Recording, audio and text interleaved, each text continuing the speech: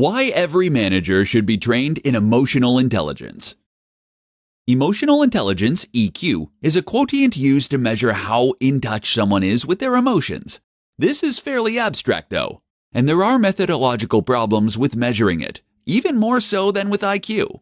But while that's true, it is also widely accepted that EQ is something that exists, and that is extremely important when it comes to taking charge and instructing your followers.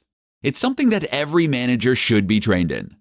To illustrate this point, consider a real-life example of someone who was put in a leadership with poor emotional intelligence. This person was an editor whose job it was to read through writing from journalists, and then to make corrections ready to print. If the corrections were extensive, they had the option to send the work back to the person who wrote it. For their very first job, the editor received a large article that a journalist had written over the course of several days. The writer was proud of this work and had worked extremely hard. But the editor found several faults with the formatting, the grammar, and more. So what they did was to make a public example of the writer.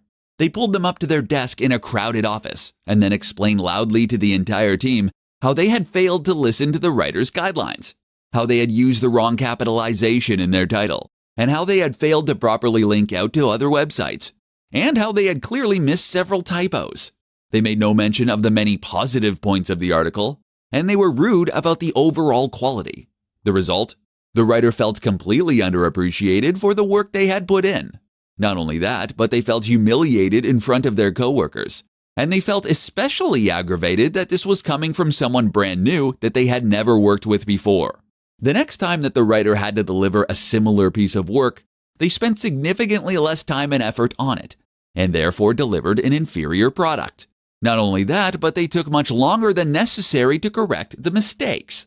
How could this have been handled? The editor could have spoken to the writer privately.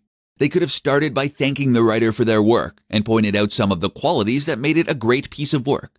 Then they could have mentioned that there were a couple of small issues, and if that they could be corrected as soon as possible, then the work would be good to go. The difference here is huge, and over the course of countless interactions and countless months, it can completely transform a workplace.